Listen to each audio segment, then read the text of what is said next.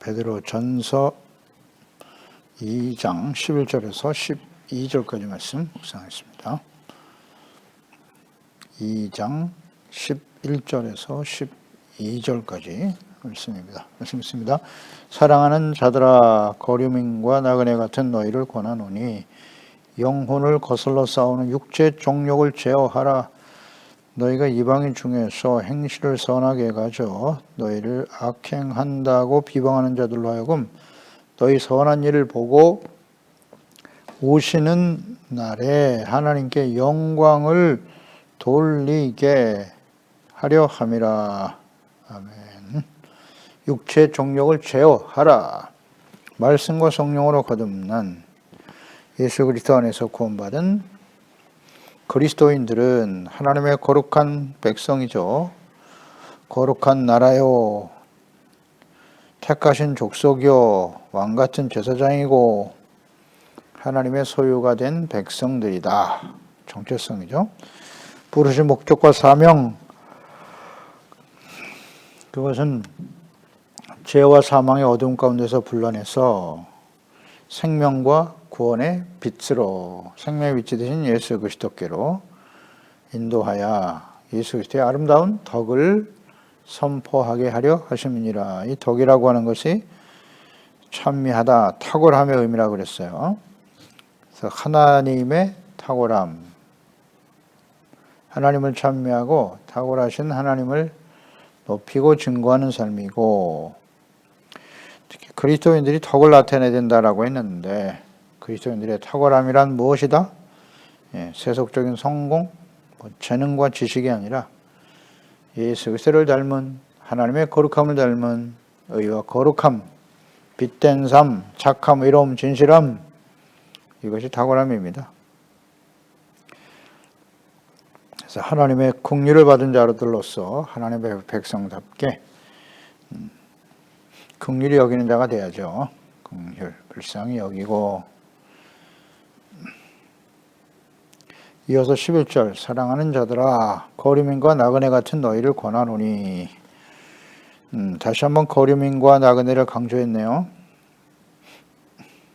너희, 하나님의 사랑을 받은 자들이고 말씀과 성령으로 거듭난 하나님의 자녀들, 그들은 거류민과 나그네와 같다. 그렇습니다. 그리스도인의 삶이라고 하는 것은 이 세상에서 거류민과 나그네로 살아가는 거예요. 영원한 천국을 향해 나아가는 거류민과 나그네다. 이것이 실체죠. 그리스도인들은 이 세상에 정착하지 않고 지나가는 행인과 나그네 같은 모습으로 살아가야 하는 것이죠. 자, 우리는 그렇게 살고 있나요? 하나님이 없는 사람들은, 천국에 대한 소망, 본향에 대한 이해가 없는 사람들은 이 땅에서 영원히 살 것처럼 살아가는 거예요. 완전히 정착하며 살아가려고 하는 사람과 나그네와 행위는 달라요. 다릅니다. 그리스도인들의 실체입니다, 이게. 예수님께서도 약속하셨죠. 요한복음 14장 1절 3절에 너희는 마음에 근심하지 말고 하나님을 믿으니 또 나를 믿어라. 내 아버지 집에 거할 곳이 많다. 그렇지 않으면 너희에게 일렀으리라. 내가 너희를 위하여 거처를 예비하러 가노니. 거처, 우리가 살 집이에요. 우리의 본향, 하늘에 있는 우리의 본향을 예비하러 가신답니다. 거처를, 살 집을 가서 너희를 위하여 그 거처를 예비하면 내가 다시 와서 너희를 내게로 영접하여 나 있는 곳에 너희도 있게 하리라. 아멘입니다. 우리의 하늘 본향에 우리가 살 집이 있다는 거예요. 예수님께서 그 살 집을 준비하러 가시고 때가 되면 다시 오셔서 우리를 그곳으로 인도하신답니다. 이건 주님의 약속이고요. 약속 그대로 하시겠죠? 또 우리의 소망이 되는 거죠. 빌립보 3장 20절, 그러나 우리의 시민권은 하늘에 있다. 거기로부터 구원하는 자 곧 주 예수 그리스도를 기다린다. 하늘의 시민권을 가진 사람들이다, 우리는. 그러니까 우리의 소속은 하나님의 나라에 있다는 거예요. 그곳에 우리의 본향, 우리의 집이 있다. 신분, 우리의 신분은 하늘에 속한 거예요. 또 믿음의 조상 아브라함과 사라와 이삭에 대해서 히브리서 11장 13절에 말씀하죠. 이 사람들은 다 믿음을 따라 죽었는데 약속을 받지 못하였을 때 그것들을 멀리서 보고 환영하며 또 땅에서는 외국인과 나그네임을 증언했다. 나그네로 살았다. 그들이 이같이 말하는 것은 자기들이 본향 찾는 자임을 나타냄이라. 그들이 나온 바 본향을 생각하였더라면 돌아갈 기회가 있었겠지만 그들이 이제는 더 나은 본향을 사모했다는 거예요. 곧 하늘에 있는 것이다. 이러므로 하나님이 그들의 하나님이라 일컬음을 받으심을 부끄러워하지 아니하시고 그들을 위하여 한 성을 예비하셨느니라. 아멘. 이 땅에서는 가나안 땅이고 약속의 땅이죠. 그리고 영원한 하늘 본향, 하늘에 있는 것이라 그랬으니까 하늘에 거룩한 도성을 준비하셨도다. 네. 믿음으로 살아가는 사람들이 공통적인 특성이죠. 네. 이 땅에서의 삶이 전부가 아니라 영원한 하늘 본향을 사모하며 살았다. 믿음의 사람들이에요. 우리를 위해서 예비하신 영원한 본향을 향해 나아가는 삶, 나그네로 살았다는 거죠. 외국인과 나그네임을 증언했다. 네. 증언했다. 우리는 엑스트랑 헤로로, 나그네로 살고 있습니까? 네. 우리 이 나그네 실체에 대해서 잘 알죠. 잘 압니다. 우리 조국을 사모하는 마음, 외국에서 살다 보면 너무나 잘 알게 되죠. 그렇습니다. 이 땅은 잠시 딱 하는 거예요. 영원한 본향을 향해서 살아가는 사람들이 바로 그리스도인이에요. 하나님의 자녀입니다. 자, 그러면 하늘 본향을 사모하며 이 세상에서 나그네로 살아가는 사람들이 반드시 순종해야 할 일, 나그네로 살아가는 사람들의 특성, 해야 할 일이기도 하고, 또 반대로는 왜 하나님의 자녀들이 이 땅에서 나그네로 살아가지 못하는 이유 잘 나와 있네요. 영혼을 거슬러 싸우는 육체 정욕을 제어하라. 반드시 해야 할 일이에요. 나그네라면 마땅히 해야 할 일이기도 하고, 이 육체 정욕을 제어하지 못하기 때문에 나그네로서의 삶을 살지 못하게 되는 거죠. 자, 이 말씀을 보세요. 육체 정욕과 영혼을 거슬러 싸우는 그랬죠. 그러니까 육체 정욕이라고 하는 것은 영혼을 대적해 싸우는 대상이란 말이죠. 육체 정욕, 영혼, 육과 영. 예수님께서도 말씀하셨죠. 니고데모, 요한복음 3장에 니고데모가 예수님께 왔을 때 불과 성령으로 거듭나지 않으면 그랬죠. 하나님의 나라 볼 수도 없고 들어가지도 못한다. 육은 육이고 영은 영이다. 영에 대한 이야기를 하는데 니고데모는 육으로 이해를 하고 있잖아요. 내가 이 늙은 나이에 어찌 다시 어머니 뱃속에 들어가 다시 태어날 수 있겠습니까? 육에 속한 사람들의 생각인 거예요. 그러니까 육에 속한 사람은 영이 죽어 있잖아요. 죄로 인해서 영이 죽어 있기 때문에 영신 하나님과 온전히 교통할 수 없어요. 이해가 안 됩니다. 이 성경 말씀도 그렇잖아요. 이 성경 말씀이 하나님의 성령의 감동하심을 따라 기록된 것이기 때문에 육체의 인간의 지혜와 지식을 가지고는 도저히 이해도 안 되고 받아들일 수도 없죠. 영으로 거듭난 사람만이 이 성경 말씀 속에서 영신 하나님을 만날 수 있고 그분과 깊은 인격적인 교제를 할 수 있게 되는 거죠. 하나님의 영신 성령으로 거듭나지 아니하면, 거듭남이라고 하는 것은 육체로 한번 태어나고 그 다음 영으로 다시 태어나는 거죠. 영이 소생하고 살아나는 것을 의미하지 않겠습니까?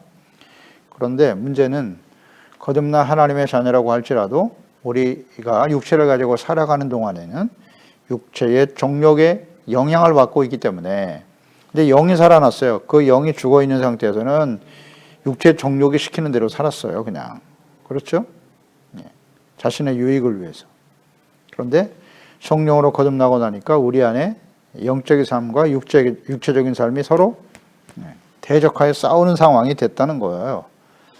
그렇기 때문에 육체 종력을 제어해야 된다. 이거 제어하지 못하면 영혼과 거슬러 대적하는 상태가 되기 때문에 이것을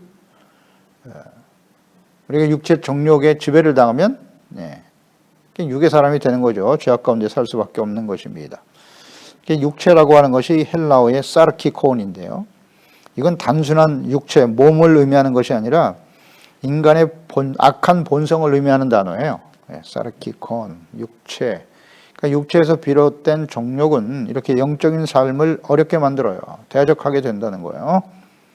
육체와 영혼의 대립. 따라서 영에 속한 사람, 성령으로 거듭난 하나님의 자녀들은 끊임없는 이 싸움에서 승리자가 되어야 하는 것입니다. 대적하며 싸워야 된다는 거예요. 누구랑 싸우는 거냐? 사실은 자기 자신과의 싸움이죠. 우리 안에 아직도 내재하고 있는 육체 정욕과의 싸움. 이것을 어떻게 우리가 제어하라 그랬잖아요. 다스리고 컨트롤할 수 있어야 된다는 거예요. 육체 정욕을. 이게 쉽지 않죠. 쉽지 않습니다. 육체 정욕. 이전에 우리의 삶이 육체 정욕에 이끌려 사는 인생이잖아요. 예수 믿기 이전에, 구원받기 이전에 우리의 모습이. 그러니까 하나님이 없는 사람들은 다 육체 정욕이 삶의 기초가 되는 겁니다. 동기가 되는 거고 이유와 목적이 되는 거죠. 이생의 자랑, 육체 정욕, 안목의 정욕, 그게 전부입니다. 아니라고요. 그러니까 육체 정욕은 우리가 천국 가는 그날까지 계속 우리 안에 있어요. 그렇기 때문에 끊임없이 싸워야 되는 거예요. 성령으로 거듭나니까 거듭난 그 순간부터 이 싸움이 계속되는 겁니다. 갈등이. 그 이전에 싸울 필요도 없어요. 그냥 육체가 시키는 대로 정욕이 이끄는 대로 살아왔기 때문에. 근데 양심이 살아나고 영이 거듭나니까 영이신 하나님과 교제하고 하나님의 말씀을 통해서 제어당하잖아요. 하지 말라, 하라. 굉장히 불편하죠. 그러니까 육의 일과 영의 일이 이렇게 서로 대적하는 관계가 되었다는 사실. 이건 뭐 인정해야 합니다. 위대한 사도 바울의 고백과 탄식을 볼까요? 로마서 7장이잖아요. 21절 이하에 그러므로 내가 사도 바울이죠. 한 법을 깨달았다. 그 선을 행하기 원하는 나에게 악이 함께 있는 것이로다. 사도 바울도 이런 고백을 하잖아요. 내 속사람으로는 하나님의 법을 즐거워하되 내 지체 속에서 다른 한 법이 내 마음의 법과 싸워 내 지체 속에 있는 죄의 법으로 나를 사로잡는 것을 보는도다. 오호라 나는 공고한 사람이로다. 이 사망의 몸에서 누가 나를 건져내랴. 육의 생각은 사망이거든요. 우리 주 예수 그리스도로 말미암아 하나님께 감사하리로다. 그런즉 내 자신이 마음으로는 하나님의 법을 육신으로는 죄의 법을 섬기노라. 보세요. 영으로, 여기서 마음은 영이죠. 영으로는 하나님의 법을 따르고자 하나 육신으로는 죄의 법을 섬기노라. 그러므로 8장으로 이어지죠. 이제 그리스도 예수 안에 있는 자에게는 결코 정죄함이 없나니 이는 그리스도 예수 안에 있는 생명의 성령의 법이 죄와 사망의 법에서 너를 해방하였음이라 그랬어요. 성령께서 역사하시고 우리를 거듭나게 하심으로써 죄와 사망의 법에서 우리를 해방시켰다. 성령으로 거듭나고 하나님의 성령님의 인도하심이 없이는 육체 정욕 제어하기 어렵다는 거예요. 거기서부터 우리를 자유케 했다는 거죠. 해방시켰다고. 더 이상 영향을 받지 않도록 해주었다라는 고백이죠. 이어서 로마서 8장 5절 이하에 이어집니다. 육신을 따르는 자는 육신의 일을, 영을 따르는 자는 영의 일을 생각하게 된다. 생각. 육신의 생각은 뭐다? 사망이고 영의 생각은 생명과 평안이다. 열매죠. 육신의 생각은 하나님과 원수가 된다. 이는 하나님의 법에 굴복하지 아니할 뿐 아니라 할 수도 없다. 할 수가 없다는 거예요. 육신의 생각을 가진 사람들은. 육신에 있는 자들은 하나님을 기쁘시게 할 수 없죠. 만일 너희 속에 하나님의 영이 거하시면 너희가 육신에 있지 않고 영에 있다. 누구든지 그리스도의 영이 없으면 그리스도의 사람이 아니다. 아멘. 그러니까 하나님의 영이 우리 가운데 임한다라고 하는 것. 성령이 너에게 임하시면 지혜와 총명의 영으로, 진리의 영이시잖아요. 성령은 예수 그리스도의 영이시고 하나님을 경외케 하는 영이시고 지혜와 총명의 영이시잖아요. 그러니까 이 성령이 오셔서 깨우쳐 주시는 거예요. 깨닫게 하시는 거예요. 하나님의 말씀을 듣고 깨달아 죄를 버리고 씻음받고 용서받고 그러니까 성령이 거듭나야 영이신 하나님을 알 수 있게 되는 거예요. 그 말씀을 듣고 깨닫게 되고 돌이키게 되고. 그러니까 육의 생각만 가진 사람들은, 육체 정욕을 따른 사람들은 절대 하나님의 말씀을 굴복하지 않아요. 순종하지 않아요. 관심도 없거니와 순종할 수도 없어요. 그런 의지도 없고 능력도 없어요. 불가능해요. 그러니까 우리는 어떻게 해서든지 육체 정욕을 제어하고 싸워서 이겨야 된단 말이죠. 그러니까 하나님의 영이 없다면 그리스도의 사람이 아니다. 그러니까 말씀과 성령으로 거듭난 하나님의 자녀들은 어떻게 살아야 되느냐. 골로새 3장 1절 6절이죠. 그러므로 너희가 그리스도와 함께 다시 살리심을 받았으면 그리스도와 함께 다시 살았다. 거듭났다는 거죠.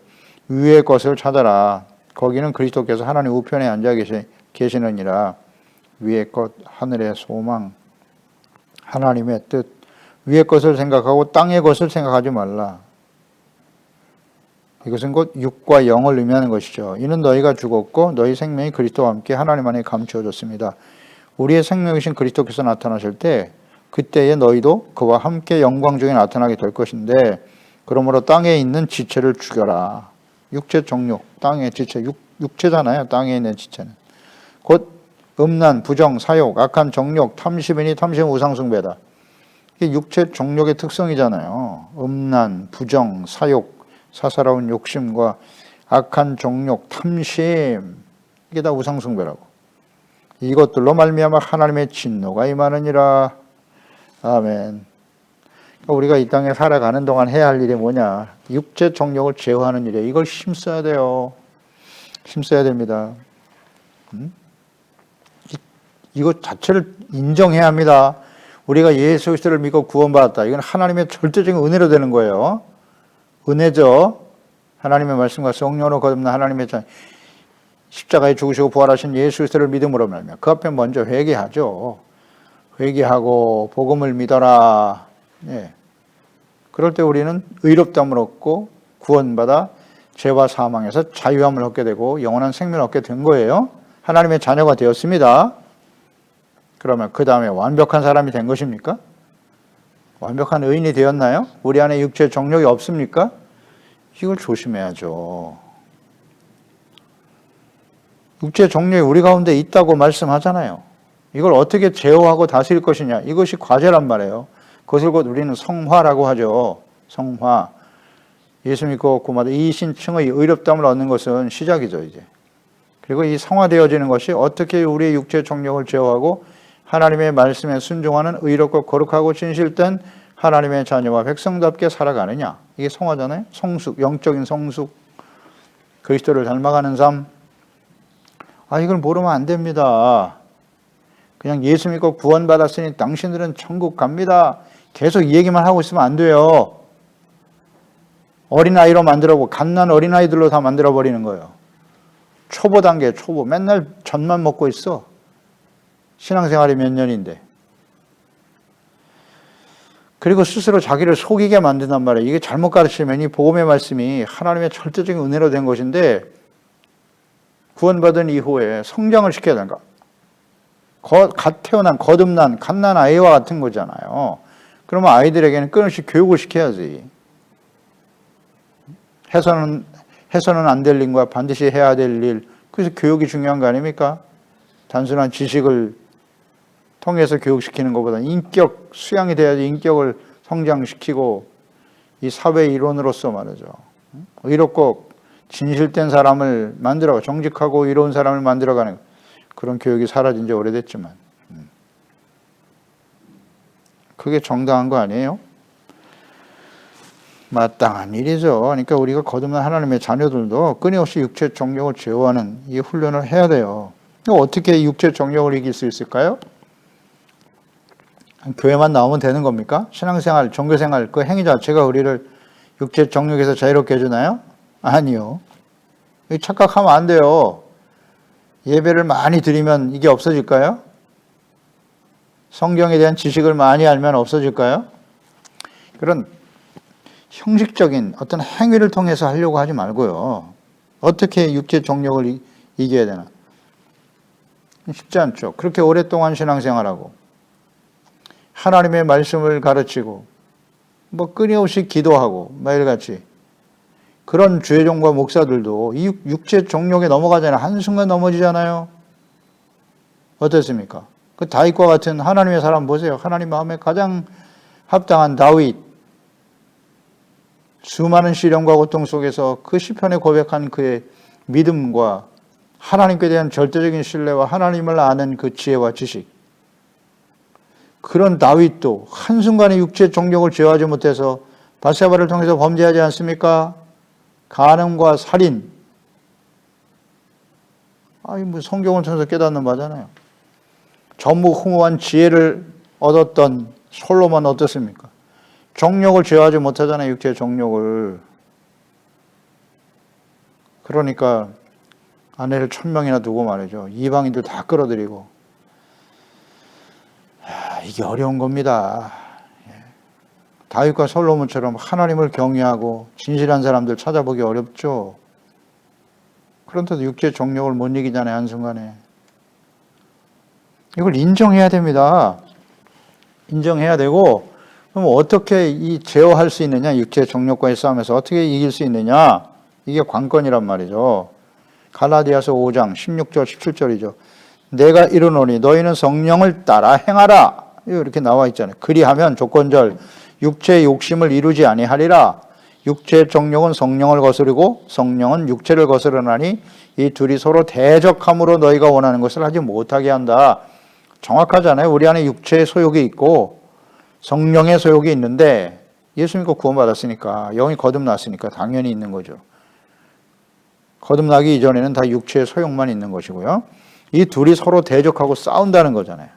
그럼 이걸 어떻게 육체의 욕심을 이루지 않고 제어하려면 어떻게 하라? 성령을 따라 행하라. 성령님의 인도하심이 절대적으로 필요하다고 나와 있잖아요.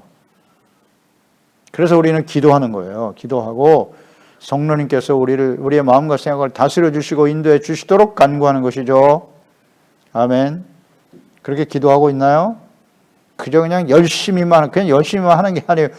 내가 너무 자기 자신의 종교적인 열심은 영적인 교만으로 흘러가요. 그리고 외식하는 자를 만들죠. 예. 성령님의 인도하심을 받아야 돼요. 여기 나와 있잖아요. 성령을 따라 행하라고. 사도 바울 같은 위대한 하나님의 종들도 성령을 따라 행해야만 육체 정욕을 이길 수 있다고 말씀하고 있잖아요. 또 이렇게 우리가 묵상이 되겠죠. 갈라디아서 5장 16절의 이 말씀은 성령을 따라 행하는 사람과 육체 소욕을 따라, 그러니까 육체 소욕에 지배당한 상태, 성령님의 인도하심을 따르지 못하는 삶을 살아갈 때 어떤 결과가 다가오느냐. 갈라디아서 5장 19절 이하잖아요. 육체의 일은 분명하다. 그러니까 열매를 보면 알 수 있다는 거예요. 내가 성령을 따라 행하는 사람인지 육체의 소욕에 따라 살아가는 사람인지 열매를 보면 알 수 있다. 아멘. 그러면 19절에 육체의 일, 육체의 소욕을 따라가는 사람은 뭐냐? 음행, 더러운 거, 호색, 우상숭배, 주술, 원수 맺는 거, 분쟁, 시기, 분냄, 당짓는 거, 분열, 이단, 투기, 술취함, 방탕함, 그와 같은 것들이다. 이 육체의 소욕을 따라갈 때 나타나는 열매라는 거잖아요. 전에 너희에게 경계한 것 같이 경계하노니 이런 일을 하는 자들은 하나님의 나라를 유업으로 받지 못한다. 이 딱 나와 있잖아요. 하나님 말씀이잖아요. 육체 일은 분명하다. 육체 소욕을 따라 살아가면 이런 열매를 맺게 된다는 거예요. 이런 육체적인 특성을 가지게 된다는 거죠. 열매를 보면 알잖아요. 내가 지금 이런 열매가 있는지. 그러니까 이 육체의 소욕을 제어하며 끊임없이 싸워서 이겨야 되는데 이 싸움은 자신의 내면에서 끊임없이 일어나는 육체의 정욕을 제어하는 싸움이라고 그랬어요. 이 싸움에는 승자와 패자만 있을 뿐이에요. 그러니까 성령을 따라 행함으로써 육체의 소욕을 이기고 정욕을 이기면 어떤 열매가 나타날까요? 예, 갈라디아서 5장 22절 23절이잖아요. 성령의 열매는 오직 그랬잖아요. 다른 게 없어요. 오직 성령의 열매는 사랑, 희락, 화평, 오래참, 자비, 양선, 충성, 온유, 절제 이 같은 것을 금지할 법이 없느니라. 아멘. 성령의 열매 오직이에요. 오직. 성령의 열매는 이 9가지예요. 그 나머지는 다 뭐다? 육체의 열매죠. 그러니까 우리 안에 육체 소욕과 성령의 소욕이 끊임없이 갈등하고 대적하고 싸우고 있단 말이죠. 그러니까 우리가 승리한다는 건 뭐예요? 우리 마음에 있는 육체의 정욕을 이기는 거예요. 어떻게? 성령을 통해서. 아멘. 성령을 따라 행할 때 이길 수 있다. 내가 신앙생활을 오래 했으니까, 내가 목사니까, 말씀을 많이 알고 있으니까 그런 것을 이길 수 있는 게 아니고 성령님의 인도하심을 따라야 돼요. 얼마나 중요합니까? 그러니까 예수님께서 마지막 유언으로 남기신 거 아니에요. 너희는 아버지의 약속하신 것을 기다려라. 사도행전 1장 5절이에요. 아버지 약속하신 것이 뭐냐? 보혜사 성령. 내가 아버지께로 가면 또 다른 보혜사가 너에게 임하실 거야. 그는 진리의 영이야. 내가 말한 모든 것을 생각나게 할 거야. 너희가 몇 날이 못되어 성령으로 세례를 받으리라. 아멘. 성령이 임하셔야 돼요. 그래서 예수님의 제자들이 마가다락방에서 기도했잖아요. 기도에 힘쓰니 계속 기도했다는 거예요. 무엇을 위해서? 하나님이 약속하신 성령으로 충만하기 위해서. 그래서 그들이 성령의 충만함을 받고 나니까 이제 담대하게 나가서 복음을 전하며 참된 그리스도인의 삶을 살게 되더라는 거예요. 사도로서, 제자로서의 삶을 살게 되더라는 것이죠. 이거 절대 무시하면, 간과하면 안 돼요. 그냥 열심히만 하면 되는 게 아닙니다. 인간적인 열심. 예수님을 십자가에 못 박은 당시에 대제사장과 장로와 서기관들 보세요. 바리새인들. 그들의 열심을 어떻게 따라갑니까? 대단하죠. 열심도 필요해요. 근데 그 동기가 사랑이 되어야 하는 것이고, 하나님을 향한 사랑이 동기가 되어야 하는 것이고, 그리고 성령님의 인도하심을 따라야 돼요. 진리의 말씀을 따르는 열심. 하나님의 말씀에 근거한 열심이 돼야지. 자기 열심은 교만해져요. 반드시. 그러니까 하나님의 아들 예수님을 부인하잖아요. 십자가에 못 박아버리고. 그들만의 문제일까요? 아니요. 오늘 이 시대에도 얼마든지 우리는 바리새인과 같은 외식하는 자가 될 수 있다. 보고 있잖아요. 요한일서 2장 16절 17절에 말씀합니다. 이는 세상에 있는 모든 것이 육신의 정욕, 세상에 속한 거예요. 육신의 정욕, 안목의 정욕, 모든 것이 그랬어요. 사상, 철학, 지식, 가르침, 세상에 있는 모든 것이 문화 다 해당이 되죠. 육신의 정욕, 안목의 정욕, 이 세상의 자랑이다. 다 아버지께로부터 온 것이 아니요 세상으로부터 온 것이다. 이 세상도 그 정욕도 지나가되 오직 하나님의 뜻을 행하는 자는 영원히 거하느니라. 아멘. 육체 정욕, 이 세상의 자랑. 하나님이 없는 이 세상으로부터 온 것이다. 이 세상은 모든 것이 그 기조가, 모든 것의 기조가 육체의 정욕, 안목의 정욕, 이 세상의 자랑이라고 말씀하고 있죠. 사실이고요. 세속화되어졌다라고 하는 것은 육체 정욕의 지배를 당하고 있다라는 말이에요. 어렵지 않습니다. 이게 마지막 심판이 임박한 시대의 교회들에게 주시는 권고죠. 그래서 예수님께서 소아시아 7교회 강조하신 공통적인 내용이 뭐다? 이기는 자가 되라는 겁니다. 싸워서 이겨라. 뭘 어떻게 이기는 거예요? 무엇과 싸우는 거예요? 육체 정욕과 싸우는 겁니다. 자기 자신과 싸우는 거고, 그 다음에 그 배후의 역사는 악한 영들과의 싸움이다. 라는 거 잊지 말고요. 어떻게 이길 수 있는가? 성령을 따라 행해야 된다. 성령은 그리스도의 영이에요. 진리의 영이십니다. 지혜와 총명의 영이세요. 그래서 성령으로 충만하고 그 인도하심을 따라 성령의 열매들이 나타나고 있는가? 이게 중요하단 말이에요. 그리고 12절에 너희가 이방인 중에서 행실을 선하게 가져라. 너희를 악행한다고 비방하는 자들로 하여금 선한 일을 보고 오시는 날에 하나님께 영광을 돌리게 하려 함이니라. 그러니까 이방인 중에서 행실을 선하게 가지라는 거예요. 우리가 나그네로 사는 동안, 이 세상은 나그네니까 잠시 있다 가는데, 그러나 이 세상에서 우리가 해야 할 일이 있다. 그 해야 할 일이 뭐냐면 너희의 선한 일을 보고 오시는 날에 하나님께 영광을 돌리게 하려 하심이니라 그랬어요. 그러니까 거류민으로 살아가는 하나님의 자녀들 행실을 선하게 가져야 되고, 하나님이 없는 세상에 사는 동안에 많은 박해와 경건하게 살고자 하는 자는 박해를 함께 받는 거예요. 이 박해의 내용은 모함이죠. 이런 악한 행실, 너희가 악을 행한다고 비방하는 일이죠. 모함하고 비방하고. 예수님도 그러셨는데요. 제자들도 마찬가지고 우리도 역시 마찬가지예요. 하나님 앞에 거룩한 자녀, 경건한 삶을 살아가려고 하면 의를 소중하게 여기고 살아가다 보면 이런 시련과 어려움을 만나게 되죠. 악행한다고 비방한단 말이에요. 근데 실제로 악행을 행하면 그건 비방이 아니라 정당한 정죄가 돼버리는 거죠. 그렇게 하지 않도록 하기 위해서 하나님의 자녀 백성들은 선한 행실을 가져야 된다는 거예요. 선한 행실은 뭐다? 의를 행하는 게 선하는 거예요. 선한 거. 하나님 사랑, 이웃 사랑의 실천이죠. 그게 선입니다. 그 다음 긍휼, 인자를 사랑하는 거라고 그랬죠. 사람들을 불쌍히 여겨라. 긍휼히 여길 줄 아는 마음. 정죄하고 비방하는 그런 사람들이 아니라 예수님처럼 해야죠. 그 다음 또 하나는 겸손히 하나님과 동행하는 것이라 했으니까 겸손. 하나님 앞에서 겸손한 거예요. 자기 자신을 살피고 죄를 깨닫고 돌이킬 줄 알고 겸손. 이것이 바로 선한 일이에요. 이런 일을 보고 행할 때 우리는 사람들로부터 세상에 있는 사람들로 이방인들로부터 악행을 한다고 비방을 받지 않게 된다는 거예요.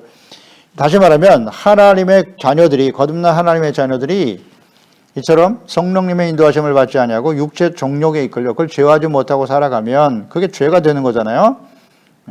죄를 짓고 불의와 악을 행하면 오시는 날에